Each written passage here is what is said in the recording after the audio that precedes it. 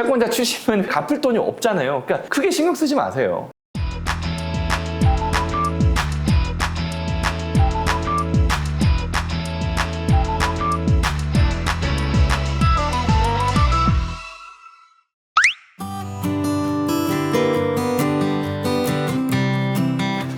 안녕하세요, 김인성 변호사입니다. 법인 관련해가지고 지금 영상을 4개를 찍어드리고 있어요. 오늘 찍을 거, 법인 파산을 준비하시는 분들이 좀 주의하셔야 되는 것들. 회생하고 중복되는 경우들이 많아가지고 짧게 갈 거고, 또 파산에만 한정되는 내용들이 있거든요. 그거는 조금 자세하게 말씀을 드릴 거니까 법인 회생 주의사항이랑 법인 파산 주의사항을 같이 보시는 거를 추천드려요. 아시겠죠? 첫 번째, 채권사 은행 쓰지 마라. 채권사 은행에 빚이 있잖아요. 내가 여기다가 예금을 해놨거나 아니면 우리 거래처가 물품 대금을 넣어놨을 때 우리가 이 돈을 못 쓰는 경우들이 생긴단 말이에요. 그러면 회생 같은 경우는 돈이 있어야지 회사를 운영하니까 이게 되게 강력한 이슈인 건데, 파산은 사실은 뭐 돈이 많은 회사가 파산할 리도 없고 파산하는 회사가 뭐 이렇게 예금이 많고 이런 경우는 거의 없기 때문에 큰 문제는 안 돼요. 다만 적은 돈이나마 꼭 먼저 처리해야 되는 것들이 있잖아요. 뭐 변호사 비용 낸다든가 법원에 예납금 낸다든가 이런 것들이 있기 때문에 그 돈이 만약에 묶여버리면 되게 곤란해요. 어차피 여러분들이 지금 연체가 좀 시작될 것 같고 회생이나 파산을 준비해서 대표님들이 지금 운영하는 회사의 어떤 빚들을 처리하려고 하시면 채권사 은행을 쓰지 마세요. 써봐야 좋은 점이 하나도 없습니다. 해결할 수 있는 방법이 없어요. 돈 없어지면. 두 번째가 비슷해요. 자동이체 통장을 비워놓든가 해지하든가. 뭐 돈 있으면 뭐 빼가면 안 되니까. 그죠? 세 번째가 연대보증 있는 채무들 조심해라. 여러분들이 착각하는 게 회사에 빚이 있는 걸 내가 연대보증을 섰어. 그러면 그걸 가지고 회생을 하고 파산을 하면 그 빚이 없어지는 줄 아는데 연대보증인에 대한 채권은 살아있는 거예요. 그렇기 때문에 그거는 별도로 갚으셔야 돼요. 별도로. 그래가지고 보통 법인회생 파산을 할 때 대표자들이 일반회생, 개인회생, 개인 파산 요거 많이 하세요. 한 70%, 80% 하시는 것 같아요. 근데 대표님이 하시는 거는 그럼 어쩔 수 없죠. 내 회사 망했는데 내가 책임져야죠. 다만 사모님, 엄마, 아빠, 친한 친구 연대보증, 야 골치 아프죠. 이거 다 해결해야 되는 거니까 회사에 처분 가능한 자산이 어느 정도 있는지를 저희한테 구체적으로 말씀해 주시면 변호사들이 좀 케어를 좀 해드린단 말이에요. 대부분이 뭐냐면 보증서 없는 운영자금 대출이라든가 법인 카드, 법인 차, 마통 이런 것들, 이런 것들이 연대보증이 대부분 있습니다. 주의하셔야 되고 물상보증도 마찬가지예요. 어쨌든 간에 연대보증이나 물상보증은 위험하다. 회생파산 처리 안 되는 거예요. 그 다음에 과점주주 임금세금, 이거는 법인회생은 크게 상관없어요. 왜냐면 과점주주건 뭐건 어차피 회사가 이 세금을 3년에서 7년 정도에 완제를 할 거기 때문에 상관없어. 근데 파산 이거 되게 중요해요. 파산은 세금사대보험 있는 거 이거 저희한테 주주 명부랑 체납된 내역들 이거 주시면은 저희가 어떻게 해야지 과점주주나 대표님한테 책임을 좀 덜 갈 수 있게 하는지 연구를 좀 해봐야 돼요. 그 다음 직원들과의 관계. 회생은 또 상관없어. 왜냐면 회생은 직원들의 임금퇴직금은 공익채권으로 별도로 면제를 해줘야 되거든요. 파산 같은 경우는 요건 재단채권으로 분리를 해가지고 최우선적으로 파산재산에서 환가한 다음에 변제를 해준단 말이에요. 그런데 지급이 늦어지면은 근로기준법 위반으로 형사처벌을 받을 수 있단 말이에요. 보통은 벌금인데 진짜 막 많이 밀려 있거나 대표가 악질이면은 구속되는 경우들도 있어요. 어쨌든 직원들과의 관계 꼭 신경 쓰시고 퇴사한 지 1년 지나면은 대지급금 신청 안 되니까 그것도 날짜 꼭 확인하시고, 대지급금 계산하는 방법이 어렵거든요. 간이대지급금이랑 도산대지급금 요것도 뭐 따로 신청해야 되고 어려우니까 알려주시면 저희가 알아서 계산해서 도와드리면 되고,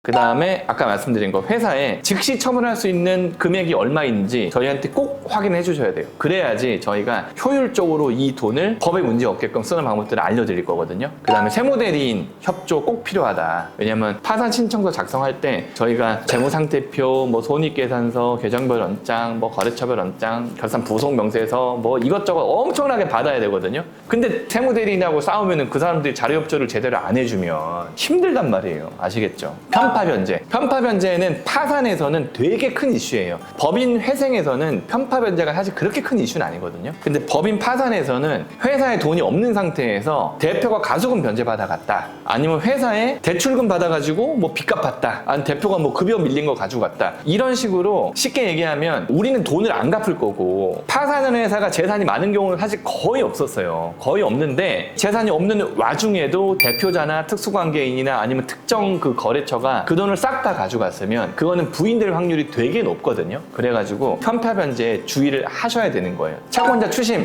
추심은 회생도 마찬가지고 파산도 마찬가지고 아니 돈을 안 갚으면 돈 갚으라고 전화 오고 연락 오고 뭐 무슨 내용 증명 오고 지급 명령 오고 하겠죠. 근데 갚을 돈이 없잖아요. 그러니까 크게 신경 쓰지 마세요. 다만 우리 채권자 목록에서 채권자가 누락되어 있는지만 그 다음에 금액이 맞는지만 확인하시고 여기서 제일 또 이제 문제가 뭐냐면 법인 파산 같은 경우에 파산 선고 당시에는 세금이 없었는데 부과가 안 됐었는데 선고 이후에 세금이 부과되는 경우들이 있거든요. 근데 세금이 우선 변제 채권이기 때문에 그리고 이걸 안 갚으면 과점주의자한테 내려오기 때문에 파산은 그 배당하기 전까지 밀려있는 세금이 얼마인지 꼭 확인해 보셔야 돼요. 그 다음에 보증기간에 성실 투명 각서 뭐 무슨 뭐 저기 뭐 이런 거 있잖아요. 신보 중진공 소상공 뭐 기보 뭐 이런 거 농심보 뭐 이런 거 있잖아요. 네. 대표님들이 가슴에 손을 얹고 내가 우리 회사에 돈을 빼서 내 마음대로 쓴 적이 있느냐 한번 손을 얹고 생각을 해보세요. 그게 아니라면 이쪽에서 뭐 손해배상 청구를 하든 뭘 하든 크게 상관없습니다. 저희가 이거 되게 자세하게 여쭤보거든요. 그때 거짓말 안 하고 잘 대답해 주시면 돼요. 농심보에서 소송 오면 어떻게 해요? 뭐 기보에서 신용불량자 맞는다는데 어떻게 해요? 아니 돈을 안 갚으면 걔네들은 당연히 그렇게 하겠죠. 다만 생각보다 회사의 빚 때문에 파산을 하더라도 대표님이 그걸 대해서 책임져야 되는 일은 거의 없으니까 너무 걱정하지 마셔라 이거예요. 그 다음에 가지급금하고 매출채권. 회생 같은 경우는 갚는 거니까 가지급금 매출채권에 대해서 어느 정도만 소명해주면 되는데 파산은 원칙적으로 안 갚는 거기 때문에 회사 돈을 빼가지고 어디다 썼는지, 그러니까 가지급금은 대표가 빼간 거 현금 빼가거나 아니면 통장으로 이체하거나, 매출채권 같은 경우는 거래처에서 회수 안 된 것들, 그런 것들이 진짜 채권인지 가짜 채권인지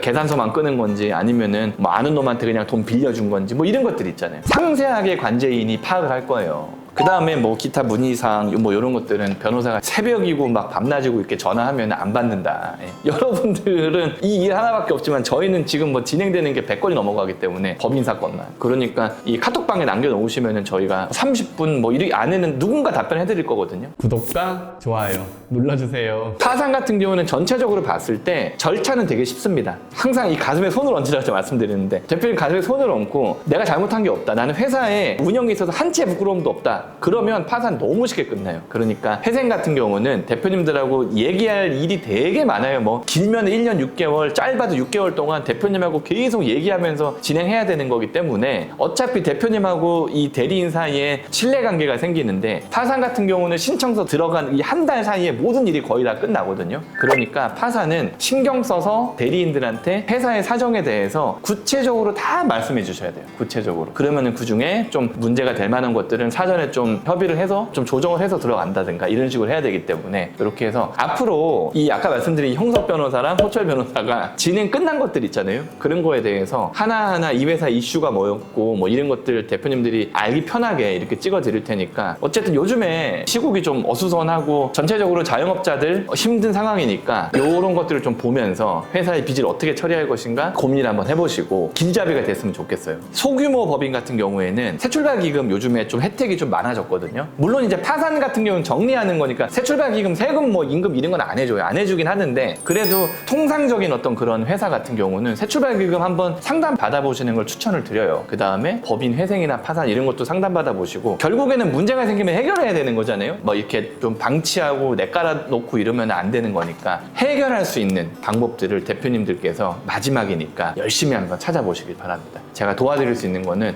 얼마든지 도와드릴게요. 감사합니다.